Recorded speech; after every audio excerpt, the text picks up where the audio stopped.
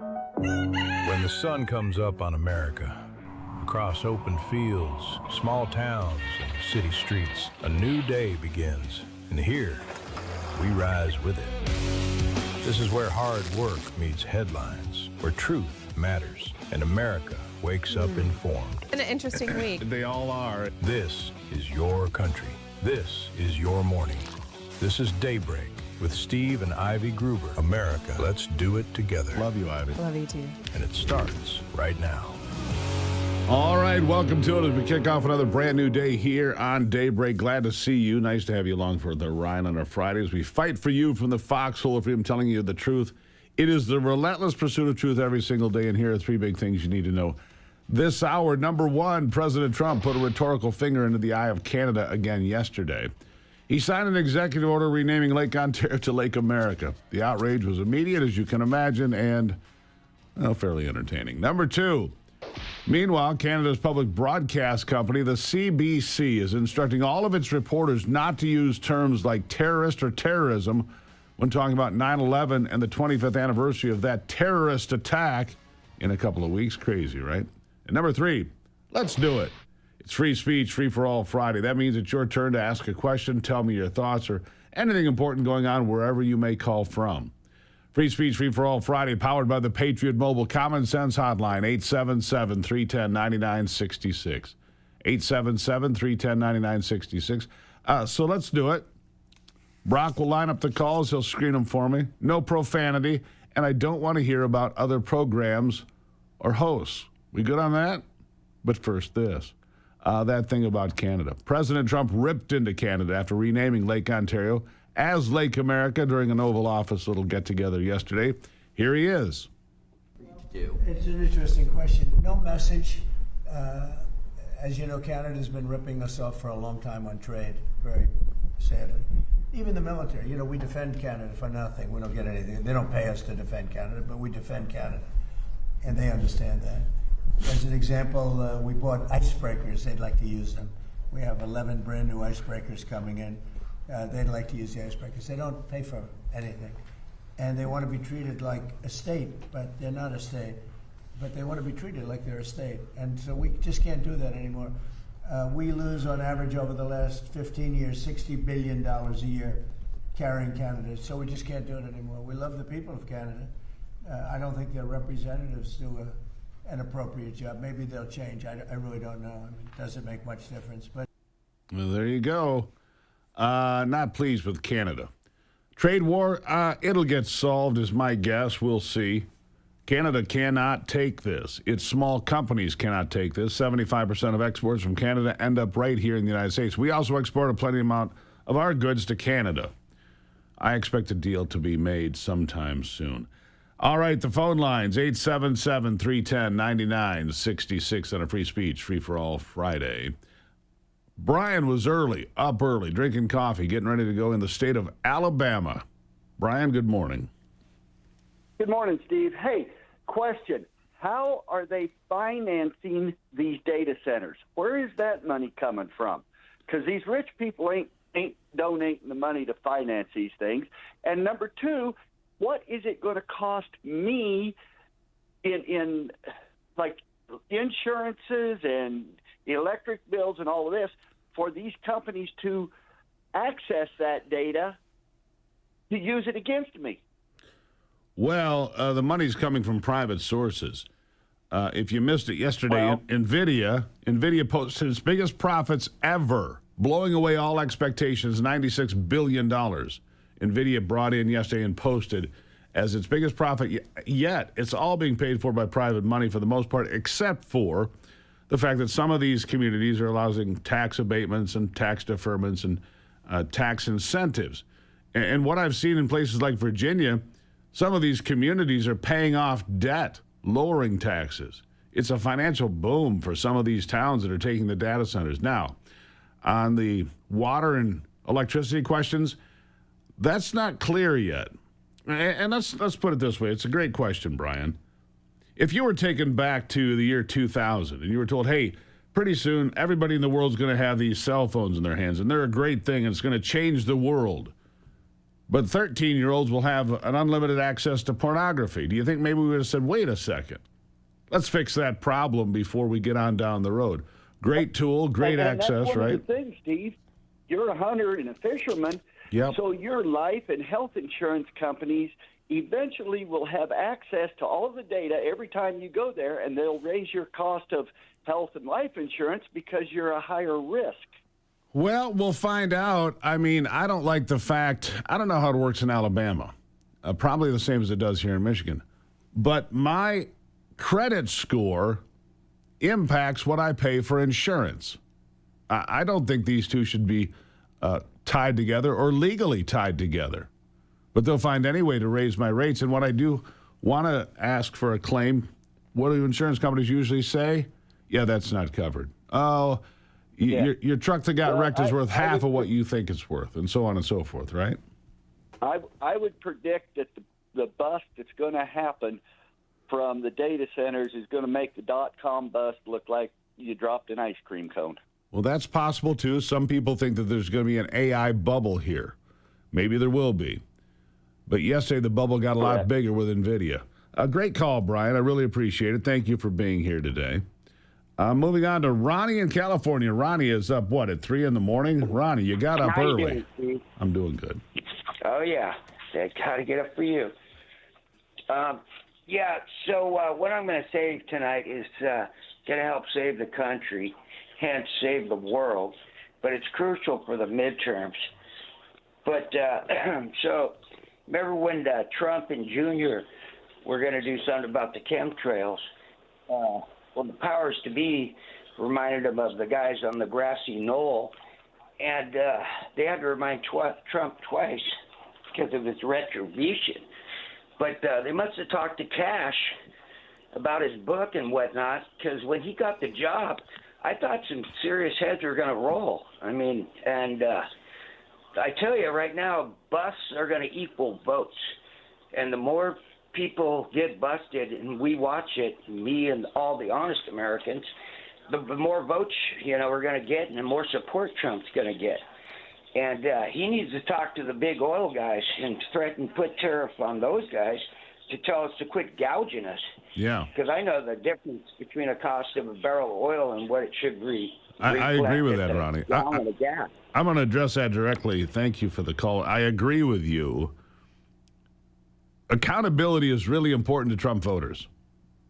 Accountability is really important to Trump voters and to those independents that voted for Donald Trump. They want people held accountable.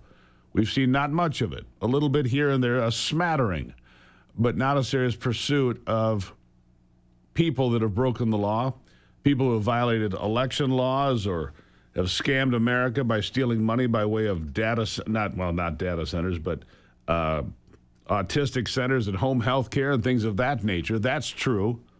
And people want accountability. There's no question about it. And if we don't get it, there's going to be some angry people that just don't vote. Can't let that happen. You can't be mad about what he's doing that's successful and say, well, I'm not going to vote and allow the communists to come in. You can't do that. It's a bad choice. It's a bad choice. Let him finish the job. Give him 2 more years. And as far as Kash Patel goes, I don't know what the delay is with Jeanine Pirro or any of the rest. I guess these things take time, but how much time do they take? That's the question people want to know. It's Free Speech, Free for All Friday on Daybreak.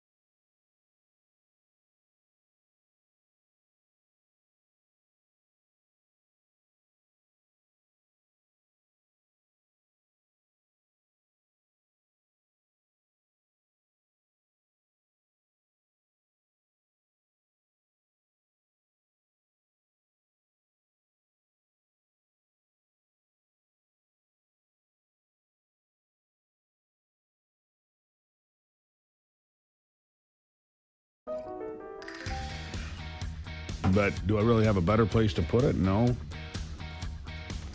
All right, just a couple of questions. Silver hit $70.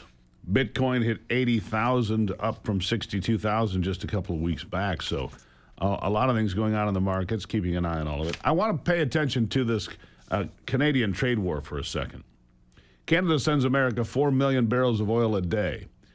And there was a threat from Mark Carney, we'll just stop sending oil to the United States. Well, the premier of Alberta, where most of the oil comes from, Danielle Smith is her name, she dismissed that as really a bad idea. Listen to this. If Canada were to put, let's say, a 50% export tariff on the 4 million barrels of oil that we export daily to the United States, the United States would immediately respond with a 50 to 100% export tariff on oil and natural gas that they export to Ontario, along with millions of barrels of diesel fuel and gasoline that Ontario and Quebec import from the Midwest. This would bring the economies of Ontario and Quebec to a grinding halt. Meanwhile, all those refineries in the United States that currently use Alberta's heavy oil would start looking to Venezuela for replacement heavy oil and reverse the pipelines northward to get it to Midwest refineries. As a result, we would lose the United States as a customer entirely and likely forever. This would result in the loss of about 500,000 jobs at a minimum, mostly in Alberta, but also hundreds of thousands of jobs in Ontario and Quebec. So it's a fool's errand. Stop playing the games. That's why I think there's going to be a deal. It hurts American companies. It hurts Canadian companies worse. But Mark Carney is playing the globalist role, and we'll see if he sobers up. Let's go back to the phone lines. Joseph in Texas. Joseph, good morning. Good morning, Steve. I'm going to make this quick, and I just wanted to let you know about the election. Mandani stole it, and this Abdul Sayed, whatever the hell his name is, yeah, he's going to steal it too. And this also about the block cameras and the God button with the cameras and everything and data centers. They're all lining up for 2033 for the digital ledger, CBDC and the digital IDs and all that. That's all I had to say, really. Sir, thank you very much. Well, it depends on who gets into Washington in 2028 on that one. Abdul El Sayed is not going to win in Michigan. Too big to rig, as they say. Mike Rogers is bringing over a lot of Democrats, and I'm going to have something on that for you here in a second, because there's a Democrat member of the Michigan House, in fact, the Attorney General, a Democrat from Michigan, all saying, no, we can't support El Sayed. He can't even get people that are party regulars to join in on that. So we'll keep an eye on it. Let's go to Mark in Ohio. Mark, good morning. Good morning, Steve. How are you doing? I'm well, sir. Yourself? I'm doing good. Steve, I'm sure you've probably seen the Beijing Robotic Olympics. I did. Very impressive, actually. It is. But it's just a matter of time before these things get militarized. Oh, they're already being militarized. Make no mistake, Mark, that's already happening. Anyhow, go ahead. Yeah, like I said, what I've seen, there's no human being could go into hand-to-hand combat and come out on top of these things. Yeah. It's pretty frightening. And you take the drones, and then you take the robots, and then you take the little robotic, they got robotic dogs too, right? The four-legged robot thing, and they've got the little robotic tanks. War in 5 years or 10 will not be what it is today. That's for sure. Yeah, this is it's unbelievable, actually. Yeah, it's pretty frightening. I look, a lot of upside to robots and AI, but everything that man has ever created, everything, at some point has been used for war. Every great invention, and that's just whether it's the airplane, the automobile, any great invention, computers. You think about it, everything has been used to create war, Mark, and it's sad, but it's true. Because, right. You think about these things do not have any pressure points of submission. That's right. You can't negotiate with a machine. It's a frightening thing, Mark. Thank you for the call. Greatly appreciated. He's exactly right. Ed is in Michigan today. Ed, how are you? Good morning, Steve. Proud to have you and Ivy as fellow Michiganders. Thank you. I have a out-of-the-box thought on presidential elections. I've thought about it for a lot of years, and I think it might work out. Just wanted to see what you thought about it. Go ahead. I think we should, since the elections always seem to come down to money anyways, we should let the candidates raise as much money as they can and award the presidency to whoever raises the most money after they take out all their expenses of advertising and all that thing. And then after the election's over and the president is in seat, then all the money that was raised for the election will go towards the deficit. Well, that's an interesting idea. I appreciate the thoughts, Ed. I think that, I know this is a crazy idea to some of you. I think that the elections, federal elections, should be funded by taxpayers. That way you put a cap on what they get. If you're running for Congress, you get $1 million. If you're running for the United States Senate, you get $2.5 million. If you're running for president, maybe you get 10, whatever it is. And there are no donations allowed. So you get no money from China, no money from Iran, no money from Russia, no money from Act Blue, no money from any place that it shouldn't come from.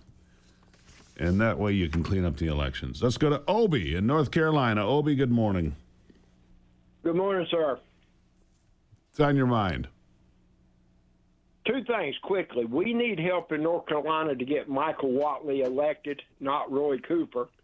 Second of all, we all have to trade hours for dollars. Let's do that with Congress. If you're not there working, your pay stops. That'll stop all these free trips home every weekend, working 4-day weeks. We need to do something like the rest of the country has to do. We trade hours for dollars, and that's what Congress needs to do. You know what? 4-day weeks? You think they work 4 days? Come on.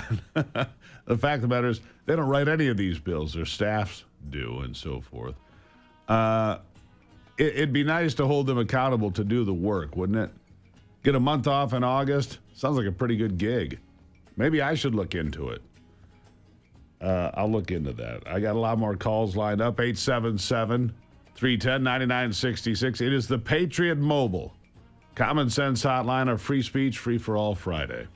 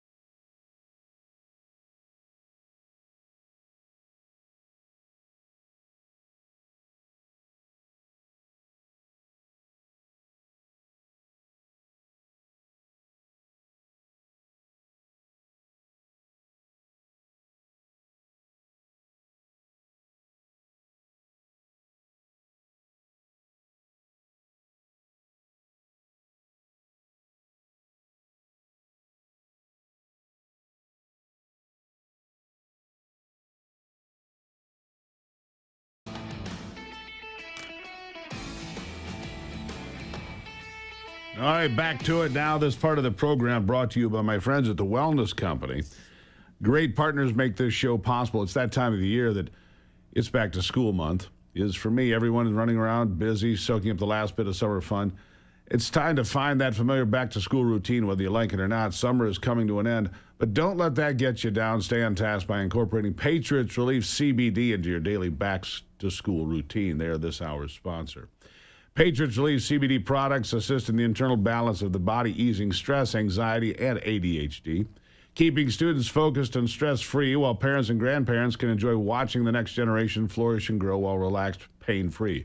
Patriots Relief CBD for a happy body and sound mind this back-to-school season.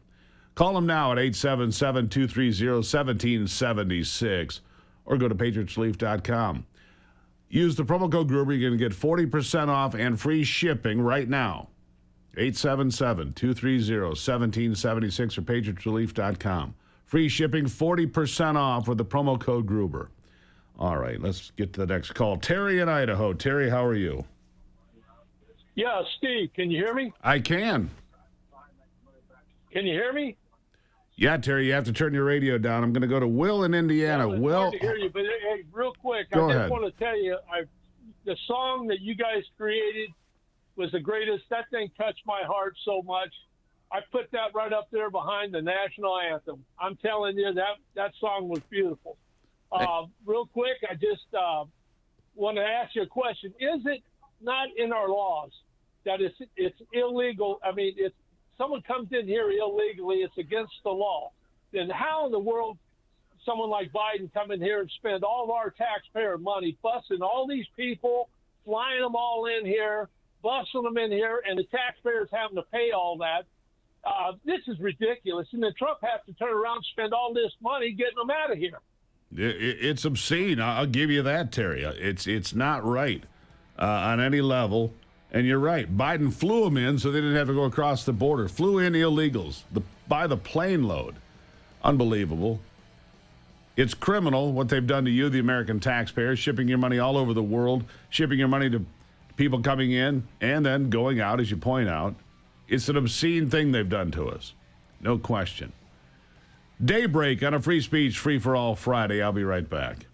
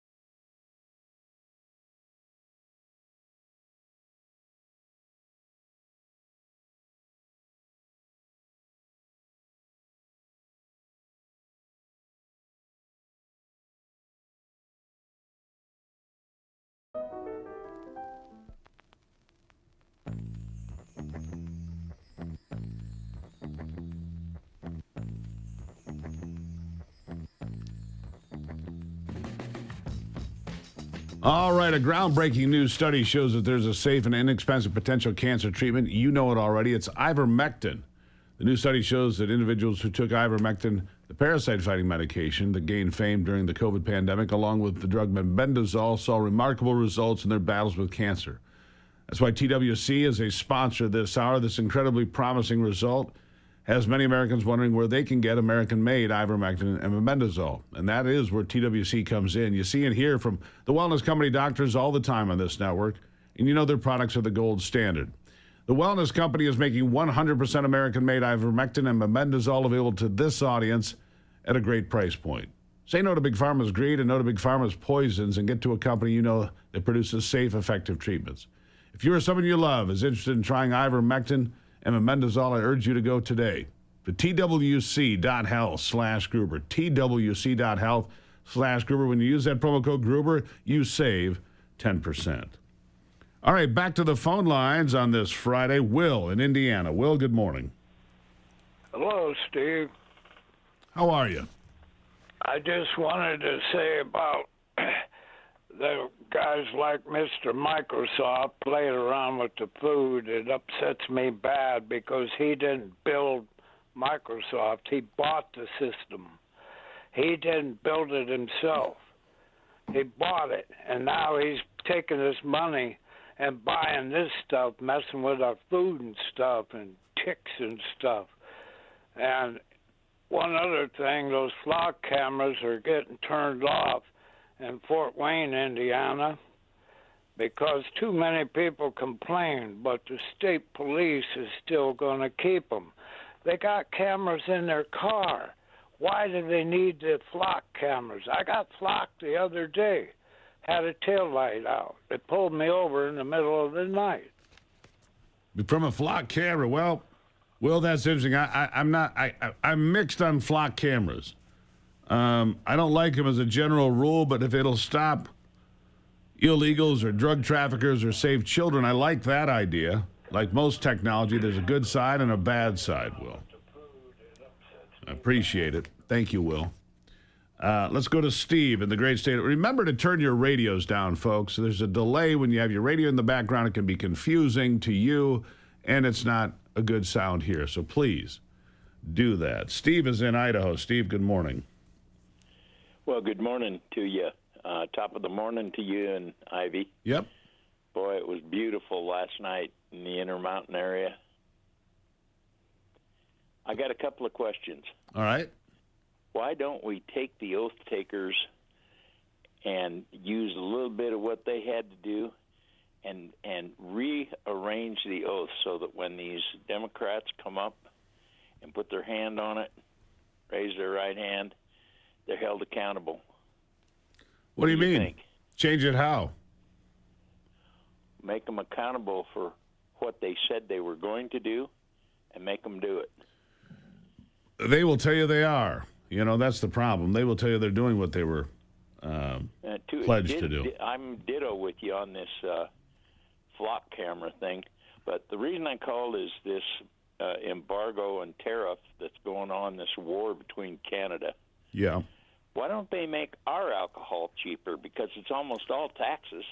Well, I agree with that. And I heard, funny aside, it's Friday, right, Steve? It's Friday, and I hear there's going to be a surplus of bourbon and spirits in America. Well, there should be a big sale, shouldn't there? Good for I good for folks. absolutely agree. 10-4. Yeah. Just a thought. Yeah, thank you, Steve. Greatly appreciate it. Bourbon sale, Anthony. It's Friday. Anthony and I are going to, we're going to be like bros cruising around because I'm batching it for a couple of days. You won't see Ivy today. She's off on a Christian retreat for a couple of days, which is fine. But, you know, idle hands, you know, do the devil's work or something like that. Anyhow, let's go to Brenda in Washington State. Brenda, good morning. Hi, Steve. I just was thinking that if AMAC ran the RNC, things would go a lot better. Why do you say that? Because it doesn't seem that they're doing much of anything. Well, we're going to find out. In this midterm convention, first time any political party has held a midterm convention. It's happening in Texas on the 9th and 10th of September. And Donald Trump says Just pretend I'm on the ballot. Democrats want him on the ballot. He says, put me there. Because he thinks that's going to motivate people that would otherwise stay home, and I hope he's right. Because a lot of Republicans don't show up in the midterms. They just don't show up. It's embarrassing, Brenda, but we'll see. And AMAC, good friends of mine. The only thing I hope is that they're saving their money for the real election. Oh, they've got $500 million plus, Brenda. The Republicans are sitting flush. Yeah. The Democrats are broke, but we'll see what happens. Thank you for the call. Really appreciate it. Penelope in West Virginia, you're next. How are you? I'm fine, Steve. How are you this morning? Lovely. What's on your mind? Well, I'm wondering why the American Medical Association has not reviewed and pulled Franken-Fauci's license. That's a good question. I mean, it says do no harm. That's all that man's done. Well, I agree with you. But, the American Medical Association stood behind most of the false things that he said, the fiction that he wrote and spewed upon all of us. They backed up. Well, I understand that, but it's been proven now the harm that was done. Wouldn't you think somebody would do something? You would think so. Well, the state of Florida is going to be first. They're going to prosecute Fauci, Penelope, so we do have that going for us. Thank you for the call. Well, I'm excited to hear that. Well, so am I. We'll see how it plays out. Thank you for being here. Really appreciate it. I agree with you, by the way. Let's see. Christina, North Carolina. Get a couple more in before the break. Christina, how are you?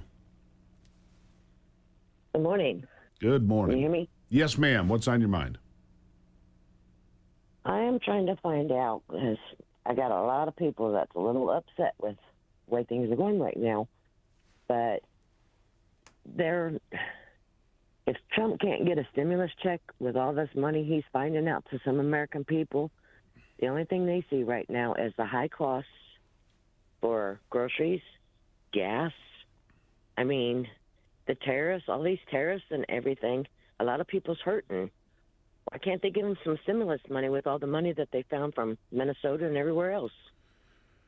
Well, they're clawing the money back. It doesn't happen instantly, but I will say this. At this point in Joe Biden's administration, inflation was 8.2%. It's 3.4% today, almost 5% lower. Better than it was. Is it where it needs to be? Not yet. That's why the man needs 2 more years to get it done. One more. Mike in Kentucky. Quickly, Mike, what's on your mind? Good morning, fellow Patriot Steve. How you doing? I'm good. I have a couple questions for you.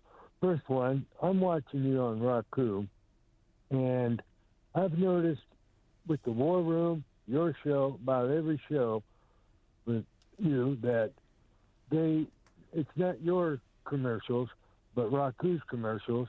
They show a channel, advertise it, Reverie, which is a queer channel.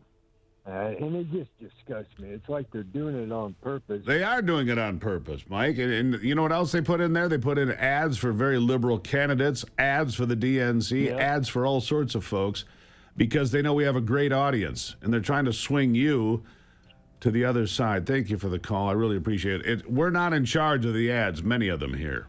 The carriers are. I'll be right back.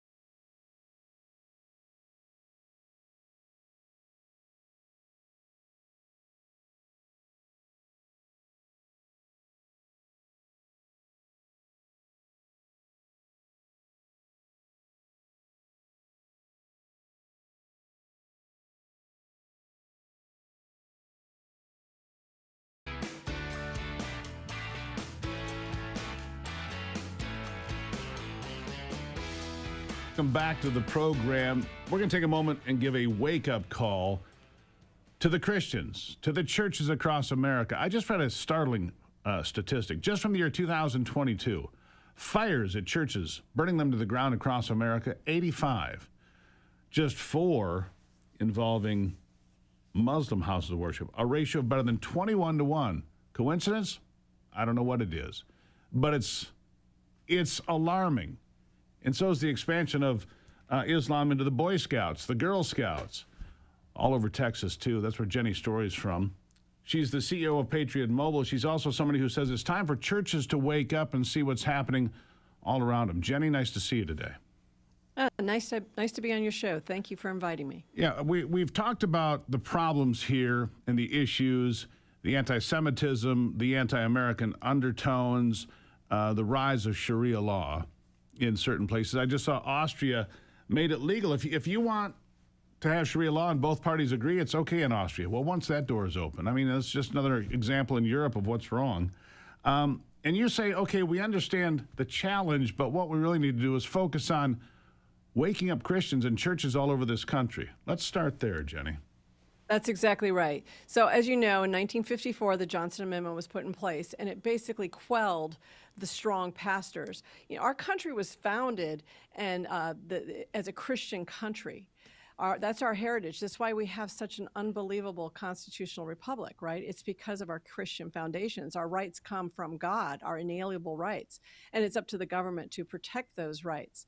But what we're seeing is the pastors have always been bold, but in 1954, this amendment was put in place, and basically pastors got worried about losing their tax-exempt status, so they started to stop speaking out from their pulpits to say, this is a good man. We need to push this man forward or woman forward. This is who we need to vote for because these folks share our biblical values and they will maintain our great constitutional republic, right? And so they got scared and they started backing off. And for decades now, our seminaries have basically been teaching our pastors that politics is dirty. So they haven't been speaking out. Now we have another situation that's going on where in the mosque, the imams are basically saying, if you are a good Muslim, you must go and vote. And we're seeing elections in which Muslims are voting 93 to 97% of the time. Yeah, they're not shy. Yeah, they're not shy at all. And they're not shy to say it in a house of worship. So we have to change that formula. We have to change, you know, I've read recently, and I don't know the veracity of this claim, but 40% of Christians in America don't vote. How is that possible? You know, I've even heard lower numbers, lower percentages as well. I mean, first of all, they've got to go out and get registered. All these churches need to have registration drives. They have them in the mosques. We should be having them in the churches. And then we should be encouraging them. It's basically biblically responsible to vote for your leaders, right? And the pastors need to say that. And then right now we're in a midterm. All of our candidates have been selected. All the pastors really need to do now is say, if you want to keep your Christian heritage, your Christian values, you must get out and vote for the most similar, you know, anybody or the party, vote for the party. That's probably makes it more palatable for them, who shares our biblical values. And they can do that. They can actually do a lot more than just that. And I shared with you earlier that First Liberty legal guide that basically lists out all the things that pastors can do. Now, if the imams know they can do this, why is it that our pastors don't realize they can do the same thing? Because we don't want our churches burning in the United States. But it's happening. And it's happening in Europe. And it's happening in Canada. But, all right, so I've got this guide here that you provided. And we're going to have a resource so people can find it for themselves here in a moment. Churches can register their members as voters, and they should. They can pass out nonpartisan voter guides, and they should. They should invite all candidates in a race to speak up. If one doesn't show up, that's okay as long as you invite everybody, right? You can invite Republicans, Democrats, DSA members, outright communists, whoever you want, invite them all. Speak directly about specific issues and legislation. We do that in my church. We talk about abortion. We talk about capital punishment. We talk about things that, you know, have theological overtones. You can endorse or oppose candidates or policies. You can do that as a church. Many are too shy, and many are too, well, frankly, too many are flying, transgender flags as opposed to American flags, but that's an argument for a different day. That's right. Churches That's can the do all interfaith these movement. things, though, right? They can do all these things and become proactive and That's correct. restart the church. That's correct. And you know what? People are looking for bold pastors. They want that leadership. The pastor is who can guide them. Think about the Black Robe Regiment back before the Revolutionary War. They were the ones that led us into the Revolutionary War and said to us that we all have these inalienable rights. That came from the pastors, and people are hungry for strong pastors. It's the churches with the strong pastors that are attracting more people. Think of Josh Howerton in Texas. I mean, people love going to his church because he boldly speaks about our biblical responsibilities and about getting engaged and about voting. And there are other strong pastors as well. Robert Jeffress, also a very strong pastor. There are those strong pastors. We just need more of those strong pastors, and people will flock to their churches because they're hungry for that leadership. So that's what I'm begging right now, is for more pastors to take on that cloak and to go out there and minister to their congregations in a way that saves and preserves this wonderful country that is the only country in the world like this. Yeah. And it comes because of our heritage. The least known man who had the most to do with the revolution, George Whitefield, evangelist, who went from place to place, did 18,000 sermons. Where do people find the Churches and Elections Legal Guide? So on First Liberty's website, they will have something that's called, I believe it's called Pastors and Elections Legal Guide. So if you search for First Liberty and you search for that, you'll find that. And if we could also include the link, that would be great too.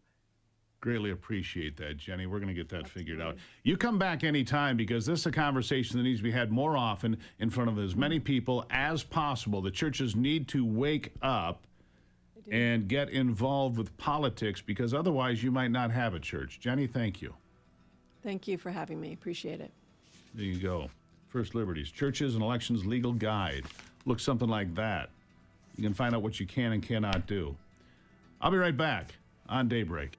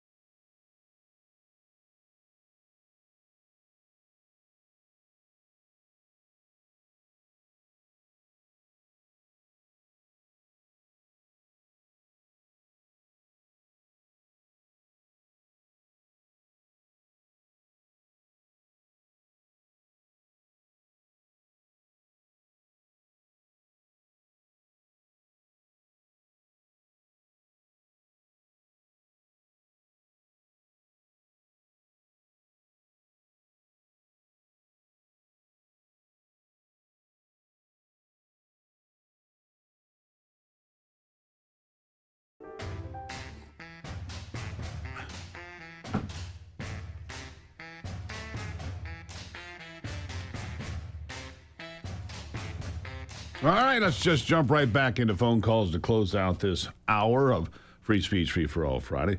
Victor in Alabama, you're next, sir. How are you? Hey, how you doing there, Steve? Good morning to you. Good morning, sir. What's on your mind? I just want to share some humor. It's about Anthony Fauci. I was thinking about everything that's going on with him, and with him lying to Congress and funding, the labs and everything. And if he wasn't in hot water then, I mean, he's actually in the toilet. I mean, especially with this the diary, as they're coming through that, they're finding a lot of explosive stuff in that diary, Sure so, are. If you say it slowly, I think you'll find it humorous. Explosive diarrhea. I'm not quite following you, Victor, but thank you for the phone call. Greatly appreciate everybody calling in today. I get one more in here today. Bruce from South Carolina. Bruce, good morning. Good morning, Steve. What's on your mind? I just had a comment here.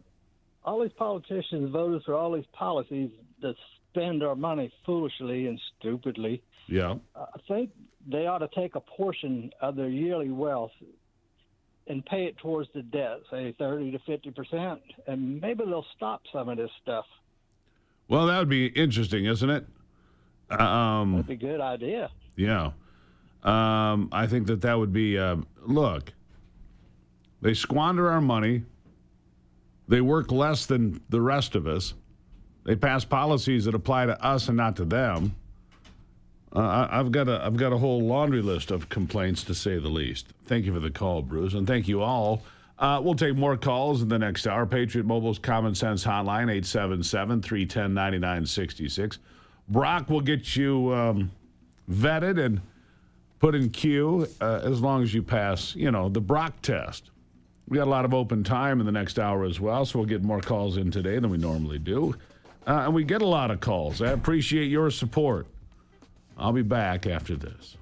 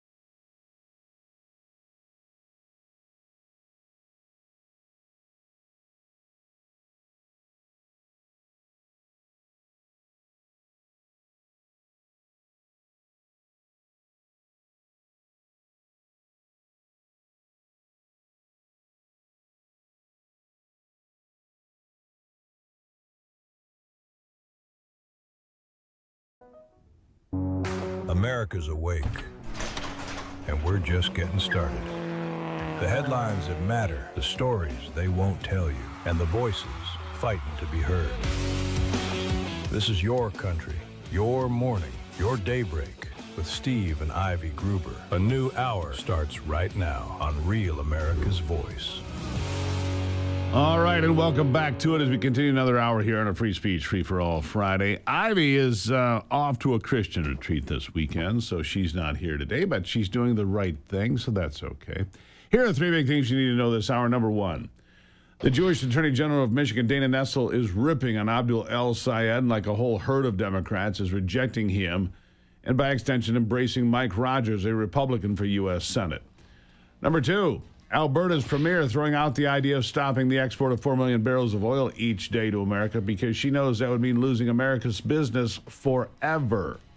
And number 3, it is Free Speech Free for All Friday. That means it's your turn to ask a question. Tell me your thoughts on anything important going on, wherever you may call home. Free Speech Free for All Friday, powered by the Patriot Mobile Common Sense Hotline, 877-310-9966. Brock will clear your calls, but first this. Karen Whitsett came into the Michigan House as a Democrat and finally just said, I can't do it. And now she's openly supporting Mike Rogers for U.S. Senate as well as a Democrat. Listen to this. Abdul El-Sayed is extremely scary. The people that he have around him speak nothing but rhetoric. One of his key spokespeople, he has done on social media, and you can look it up for yourself, regarding how much he's a racist and how proud of it he is. I don't give a what black people care about. Oh, black people care about this, black people care about that. Like, shut the up. Black folk want to engage in radical activist language in this chat. Suck my back to a better time when lynchings were happening. This is what I like. It's because I'm racist. That's why. It's because I'm racist, dude. I'm not voting for someone that's who he keeps company with. I don't expect your friends to be everything that you think and say and do. But when we're talking about rhetoric like that, and that 9/11, that the United States deserved that. America deserved 9/11, dude. I'm saying it. What else is he up to? All right, there you have it. And time to open the phone lines for the next, half hour or so at the least. Judy is in Oregon. Judy, good morning. Good morning. How are you? I'm doing just fine. I had several things in my mind, but the most important thing is that with the ballots, they're trying to figure out how to get the ballots delivered to the correct person and not 10 ballots to one house or one outhouse in the parking lot. Right. The ballots are already delivered to the post offices. And I've lived in several towns under 1,000 people and close to 1,000, that kind of thing. They all have post offices. And instead of putting this out, right now I live in a place that's rural route. I don't even get mail to my house. It's only to my P.O. box. Right. So if they would keep the ballots at the post office and not sort them to be delivered to houses, make the people come in and show ID and to pick up their ballot. Just keep it there. They already send all the ballots to the post offices. That's interesting. If you send it registered mail, you have to sign. Right. Right? You have to show ID and sign for it. Pretty good idea. Yeah, and it's the same thing. You just give them a slip in there, whenever they deliver their mail. Instead of delivering the ballot, they deliver the slip that says you have to come in and sign for it. Right. Or, they can deliver it to your house, but you still have to show ID and sign for it at your house. And you don't get 10 ballots because there's not 10 people standing there. You're right. You can deliver it as long as they show an ID and sign for it. So I like your idea. I think that would really work. That because they already deliver it to the post office, and it really doesn't even have to leave the post office. Yeah, it but can just stay there but until it they could. come to pick it up. My point is, I'm taking your idea and it expanding on it. So, Judy, great idea. I like it. Send it registered mail. Don't charge for it, but make sure that it has to be signed for before you get your ballot. That's a pretty good idea right there. Let's go to Dave in Michigan. Dave, good morning. Sure. Oh, my goodness, there's been some good ideas on your show. Steve, I have some concerns. They just put out a brand new COVID vaccine. Is Fauci still at work? Who knows? I didn't even know they put out a new COVID vaccine. I'll be the first one not getting it, just for the record. Go on. Yeah, right. Well, the other thing that I wanted to say is I think seeing it was mandatory for all the military and everybody else like that, it ought to be mandatory for all the Sharia law believers. Well, just a thought. Just a thought. And we like good thoughts here. Thank you for that, Dave. Greatly appreciate it. John in Indiana, you're next, sir. How are you? Good morning, Steve. Yeah, you guys, your show is great.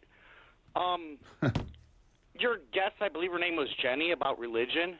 Jenny's story about the expanse of Islam. But more importantly, she said, this Johnson Act of 1954 that basically... Are you there?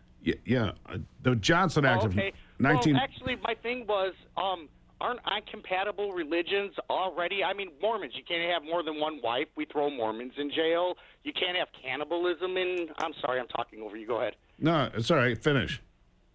Well, so why is it all of a sudden there's a religion around to where it's uncompatible and against our own laws that we just ignore that?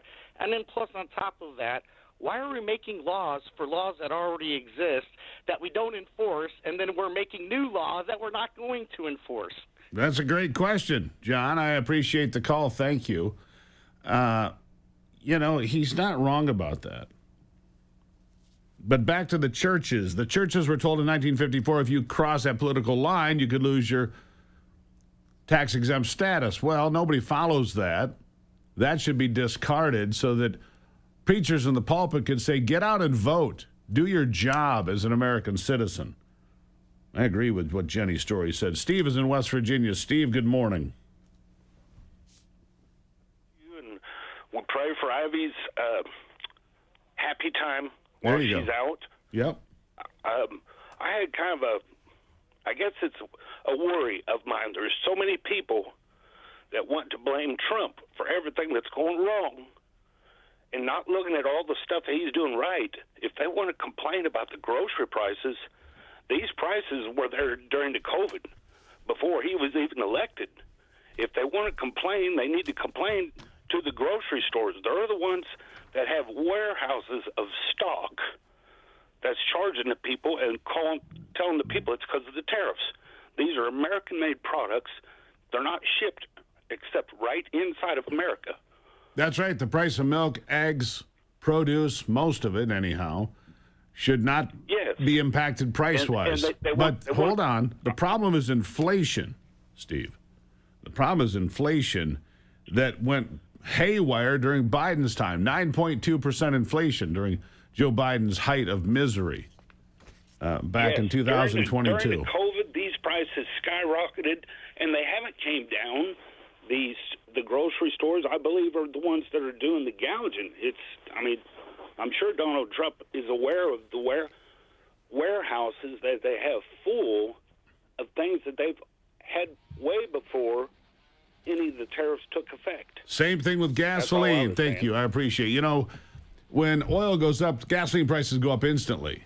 And when oil comes down, you say, well, why didn't gas prices come down? Well, because the gas was already in the ground. Well, it was in the ground when the oil price went up, too, wasn't it? Yeah, they have it both ways, don't they?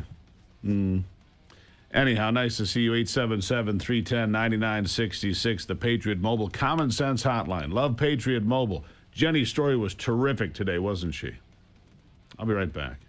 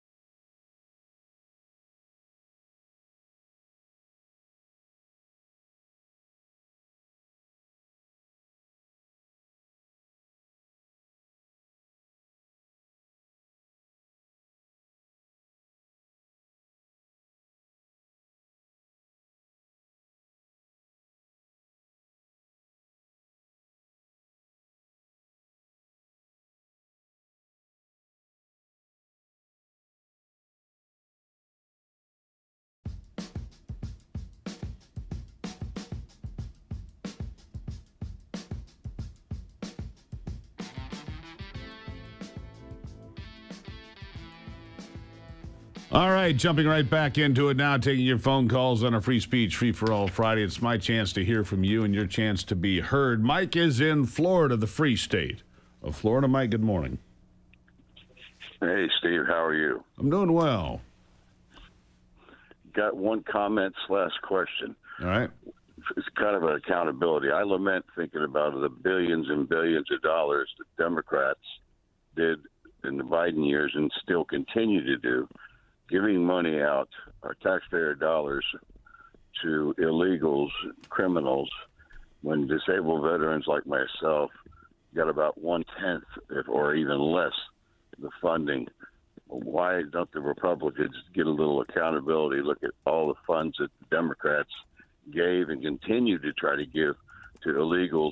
You know, they support and defend illegals, and it's no wonder so many veterans take their own lives. Well, illegals that just come here and get more money in a month than many of us get in a year. Sad, isn't it? Just my comment. Yeah. Yeah, maybe the Republicans can do a little looking into this so they can put out the numbers just so people can be faced with this reality. I think that's a good idea, Mike. Thanks for the call. Just put the truth out there. The average monthly pay to a veteran is X, and the average payment to an illegal that has come here is Y based on benefits if they live in Minneapolis or New York. I think that's not a bad idea. Real eye-opener. Compare and contrast. I like it. Steve is in Texas today. Steve, welcome to the program. Even Steve, yeah.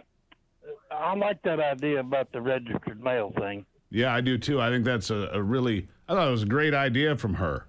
Registered mail, you got to sign for it. Yeah, you're a smart guy. Tell us about Constitutional Convention, what it is, how it comes about, what it can do, what it can't do, and whether or not maybe we should start thinking about it. Well, an Article 5 Convention of the States is underway. Something like 24 states have agreed to it.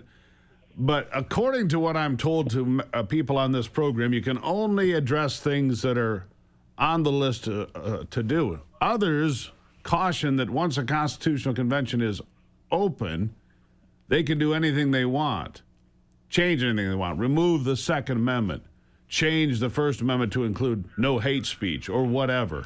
So there are questions about it. I think that it's not a terrible idea based on what we're seeing today. A mandatory balanced budget, reduce spending, get rid of, open door policies. You can do a lot of things, Steve. I'm not the expert on it, but I have a pretty good feel for it. Thank you for the call. Terry is in Tennessee today. Terry, how are you? Good morning, Steve. How are you? I'm well. What's on your mind? Look, Steve, I have a question for you that maybe you might be able to answer. The United States is not a member of OPEC, and we produce the biggest amount of oil in the world, or one of the biggest amounts of oil in the world, yet our gas prices are out of control. Is there a way that the United States could take the oil that they're producing, refine the oil, make sure that the United States of America, our truckers, our people that are moving the products and everything, have reasonable under $2 a gallon gas, and then whatever we have left over, sell to OPEC and let them pay for it? Now, we don't want to be involved with OPEC, but we have a math problem still today. America does produce more oil than anybody else, more than Saudi Arabia and Russia combined, for example. 13 million barrels a day we produce in this country, and it's increasing on a regular basis. The problem is we consume 20 million barrels a day. 4 million of those barrels come from Canada, the rest from other sources, some from the Middle East, but not much anymore.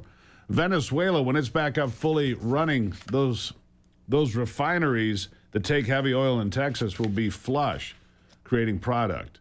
But I like your idea insofar as it has to be sold in America before it's exported, because currently today, Terry, we're exporting more gasoline and diesel and finished products than at any time in American history, too. So instead of it going to the American consumer, it's going to the highest bidder on the world market. But these are world commodities, supply and demand.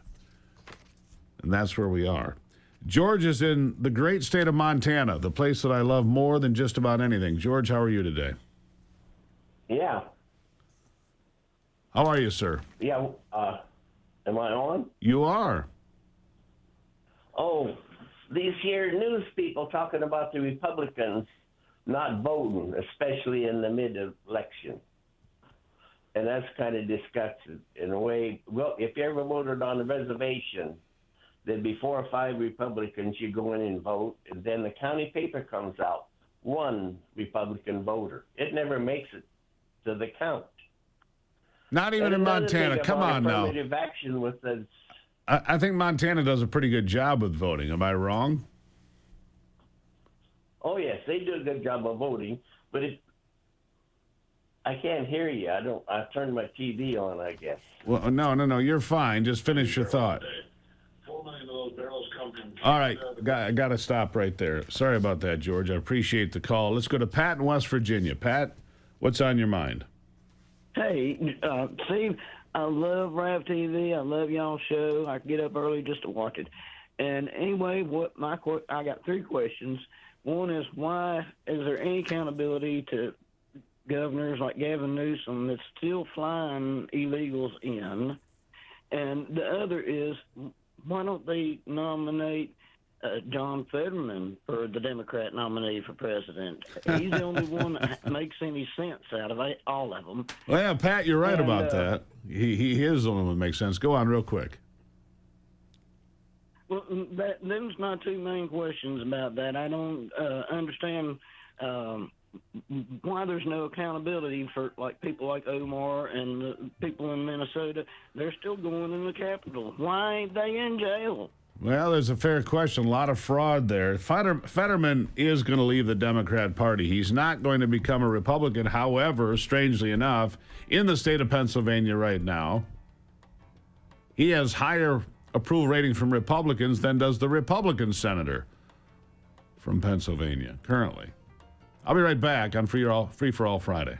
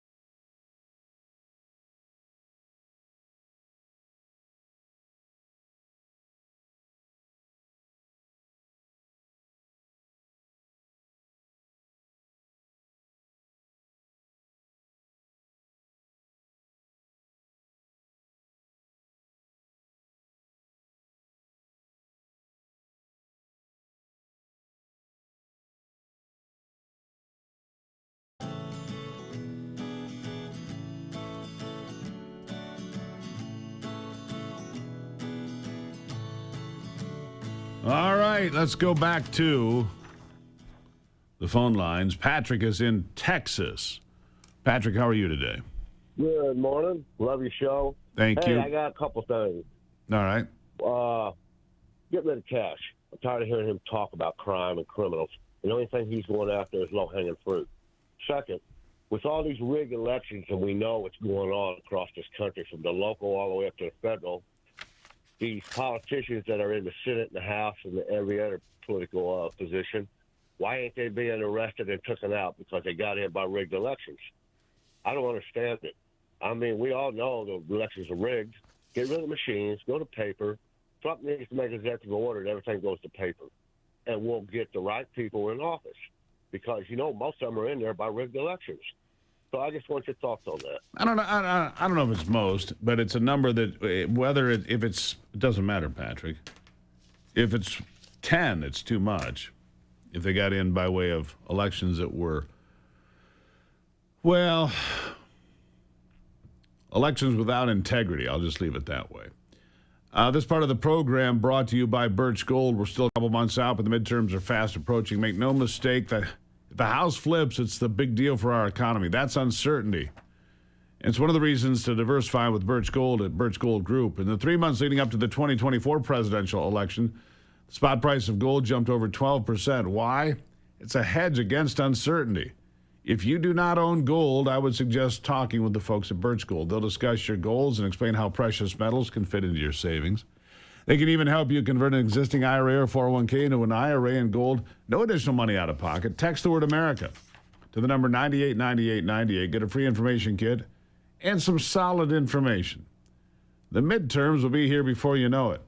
Text America to 989898 and get in touch with my friends at Birch Gold. Now, we will be keeping the phone lines open for the rest of the program today. We'll have one quick conversation with Congressman Tim Walberg. Then the phones will be open again. They'll be open again in the next hour. So lots of opportunities for you to share your thoughts. So don't worry. Perry, Robert, Charlie, Sean, Mariah will all be available coming up. Back after this.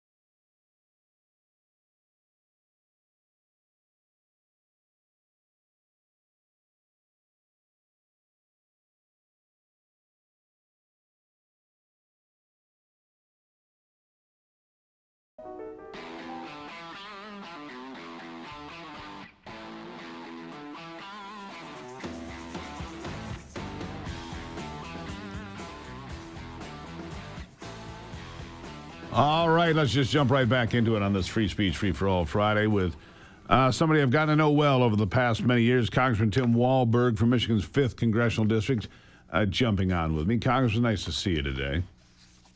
Good to see you. And this is the time of year we love Michigan more than anything else, right? You got that right. There's no better place in the world than Michigan in August, September, and October. Just spectacular. For people that don't know, well, then stay home. We'll keep it to ourselves.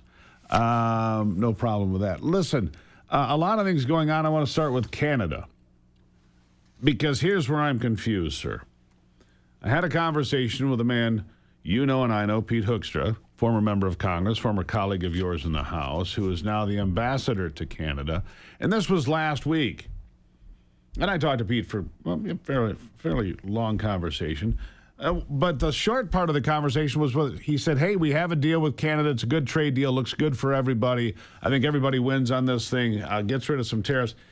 It was done. And the next day it was announced, right? It wasn't like he was speaking out of school. He's just saying, hey, this is a good deal. It looks good. It'll be out tomorrow. And it was. In fact, I think it was actually out later that same day. Doesn't matter. The point being is then Mark Carney came in, pulled the pin on the grenade, and threw it in there. I don't understand this at all. We had a deal, a good deal, and Mark Carney blew it up and then made all sorts of weird accusations about we were trying to control the French language, and everybody's like, that's not even close to true. What's going on? Well, people talk about Carney or Trump having a special personality. Carney doesn't lack it either. And the guy is, I guess, into trying to flex his muscles against the United States. It'll never work. It shouldn't work. We're good friends, good neighbors, but Canada cannot achieve anything of lasting nature without the United States being a friend and partner. So, it was about that same time, Steve, I think I was talking with the Speaker of the House, who was here in Michigan, and he came out to one of the meetings we had just gone into and said he'd had a call just from the president, and the president had confirmed to him that a deal was in the offing and almost 100% certain with Canada and the tariff arrangement. The Speaker doesn't necessarily put things out from the president unless it's pretty much a done deal. Right. And so it was a surprise to all of us when Carney comes in, as you said, very appropriately, throws a hand grenade in for whatever reason to flex his muscles with the Canadian Parliament or with the people to make it appear that he's bigger than he really is. And here we are with a problem. So I think Canada has a much bigger problem than we do. For example, the Premier of Alberta, Danielle Smith, pretty conservative individual. She's kind of miffed that there's this thing going on. Doesn't seem to be a big fan of Donald Trump. That's fair. But what she said was cutting off the 4 million barrels of oil that come from Canada, primarily Alberta, to the United States every day, is a non-starter. She said we would lose the United States as a customer forever. And the other thing that Carney came out and said, well, we're going to put a 50% tariff on Canadian oil coming into the United States. Really? Well, you should look at a map from Enbridge that shows diesel, gasoline, and oil all flowing through Wisconsin and Michigan back to Ontario, back to Quebec. Sir, you want a 50% tariff on oil and diesel? Then go right ahead. I mean, it's just, he has no cards to play. It's political puffery. Anyway. Yeah, political puffery, and I think he's trying to, for whatever reason, flex those muscles that he doesn't have, and the flab will show. But you mentioned Enbridge, the amount of pain that Canada will experience if they don't have the propane that flows through that pipeline to Canada. So, no, it's strange what's happening. I don't think it's going to be long-lived, but we'll see. Can Canada suffer through this? Because they will suffer. And I'm glad you point this out, because the national media is making it appear like Trump has screwed it up. No, it's Carney that screwed it up. Trump worked for negotiations just like he's done with Iran. And in the end, we will win, and America will be better for it. But for the short time here, whatever the reason is that Carney has done this, it's thrown the wrench into the gears, and we'll have to do some ironing out as the process goes. No question. All right, so closer to home. The biggest, most watched race this political season, sir, is not your own, which is probably good news for you. But it is the U.S. Senate race in Michigan. Mike Rogers and Abdul El-Sayed, a radical. He may not be a DSA member, but he is a radical individual who's flanked by Hassan Piker, an American-hating, anti-Semite, anti-black, anti-American. And Abdul El-Sayed refuses to distance himself from this piece of garbage, frankly. J.D. Vance coming on Monday to Michigan to push the campaign of Mike Rogers. I think Mike wins by 5 to 8 points right now where I sit. The polls can say whatever they want. The polls also had Abdul El-Sayed up 12 to 19 points before the primary. He won by less than a point. I know a lot of Democrats, people I know, friends of mine, who don't like Donald Trump, haven't voted for a Republican, if ever, not in decades at least. They're not voting for this guy. The Democrats have real problems with this guy, don't they? They really do. When they tell you what they believe what they tell you. And this guy is for Sharia law. He has said that. He's full of puffery. Talks about Medicare for all, and yet his wife, who is a doctor as well, will not take Medicare. Why? Because it doesn't pay enough.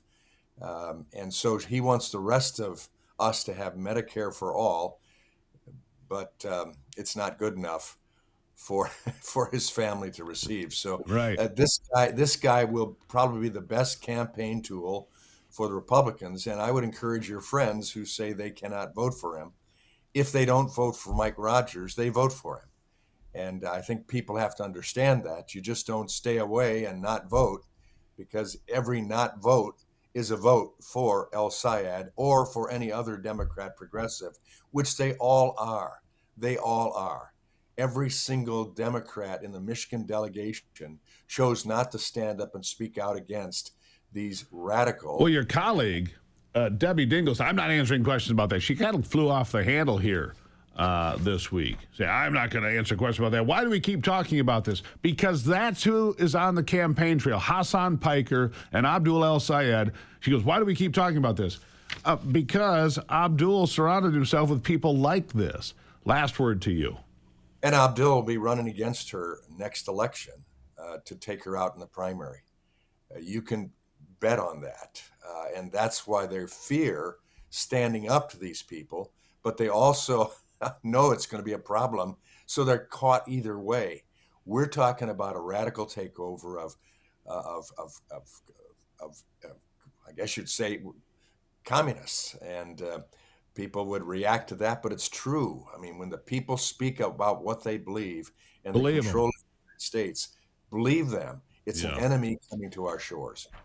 Congressman, always nice to see you here. Appreciate you stopping in on Fridays. Back to work soon, hopefully, and getting things done for the American people. Congressman Tim Walberg, as always. Have a great weekend.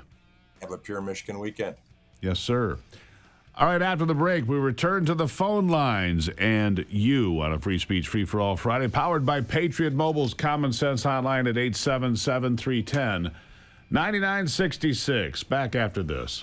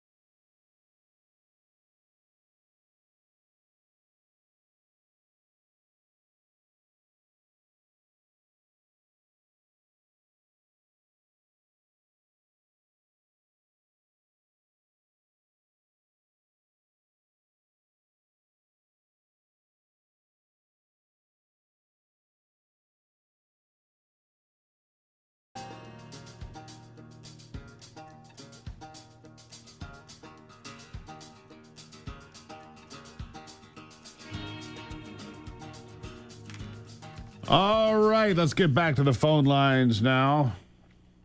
John is in East Lansing, Michigan. Not too far from me, I guess. John, good morning.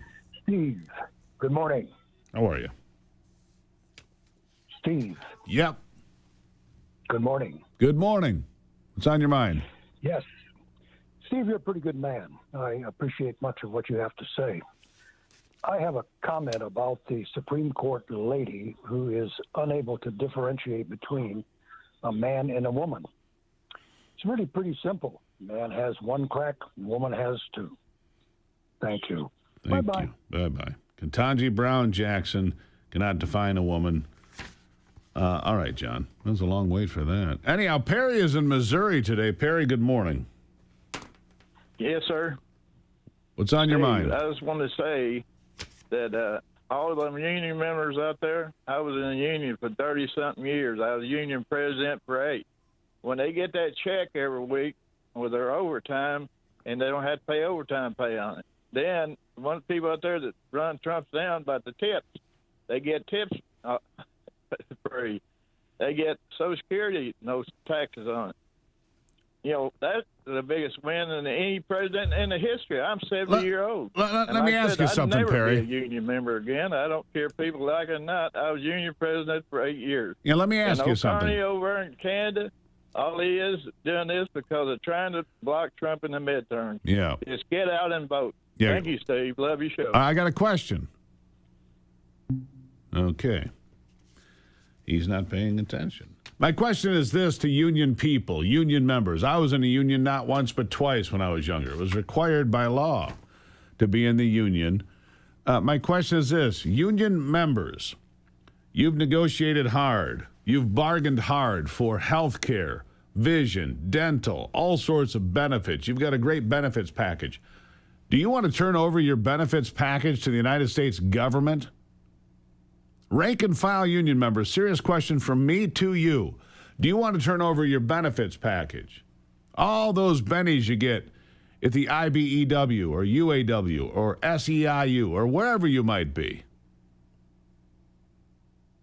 You want Abdul El Sayed and the Democrats in charge of your health care and dental care and vision care and all the other benefits you got along the way? That is a serious question. Let's go to Robert in Oklahoma. Robert, how are you today? I'm doing good. How you doing, Steve? Good. What's on your mind? Well, I got one question, but first I want to just give a shout out to Rav and Real America's Music also. You guys are awesome. Thank you. Go ahead. Okay. So the question is, I haven't heard anything lately about the Haitians in Springfield or any other TPS people. Are they deporting them now? They are. If not, okay, good. In mass numbers? From what I understand, yeah, people in Springfield saying that a lot of empty housing, people leaving, and there's mixed feelings there about who should stay and who should go. But, yeah, they are leaving. Some are voluntarily deporting. Others are being shown the door in a more aggressive fashion. But, yes, it's happening, sir. Thank you for the call. Okay. All right, Charlie, Indianapolis, Indiana. You're next. What's on your mind? Yeah. Are you there? Yes, go. I never thought I'd see the day when I would know something the president didn't. Number one national security threat right now is a member of the CCP.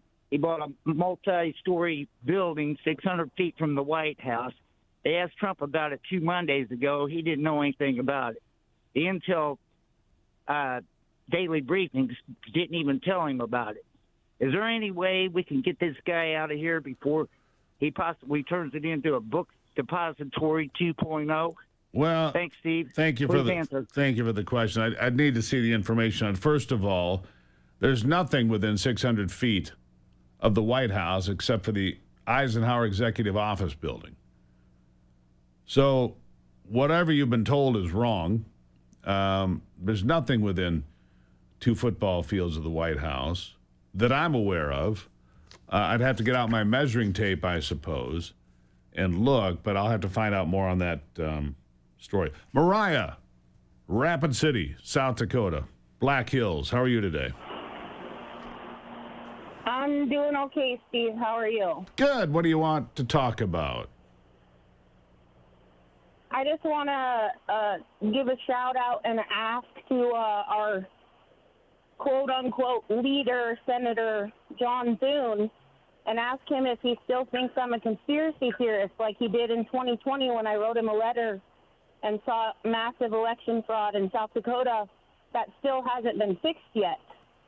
And Mark Wayne Mullen is saying that any states that certify elections with the machines are going to be held responsible.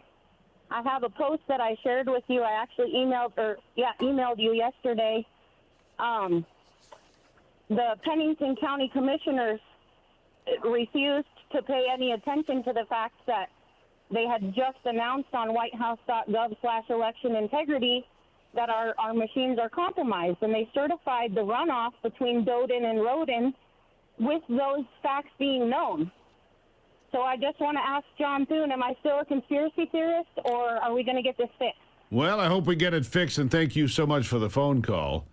I certainly hope we get it fixed. We need election integrity everywhere, and I think that this U.S. Postal Service argument, I like the certified mail comment that came in earlier from one of the brilliant calls here.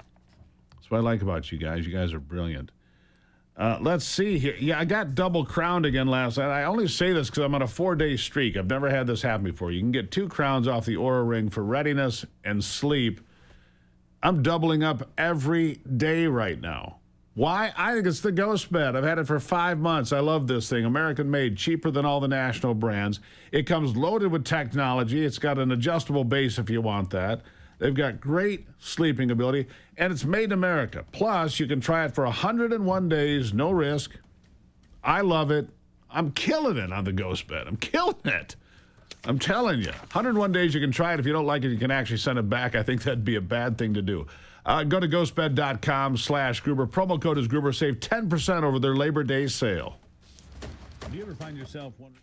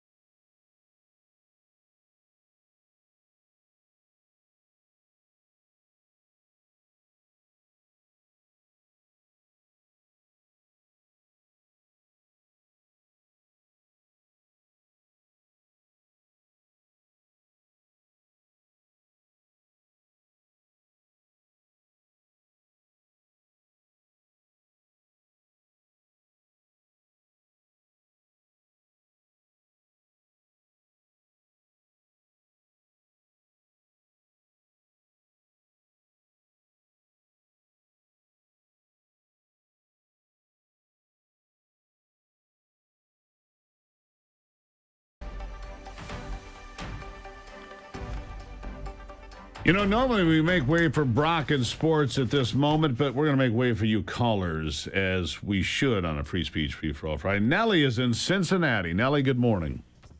Hi, Steve.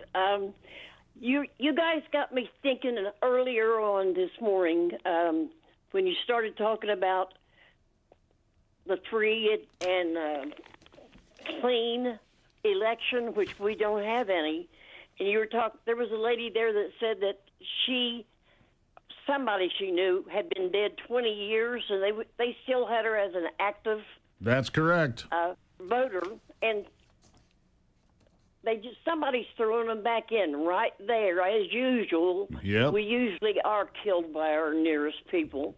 Yeah. And I got to thinking of how hard it would be to get all these things put under one package. And I came up with a concept. Now, I'm not a specialist in anything. I'm 88 and retired. But I think we should come out with a form that they can put down into microfiche, very small. They can blow it up and make it like a history of ourselves.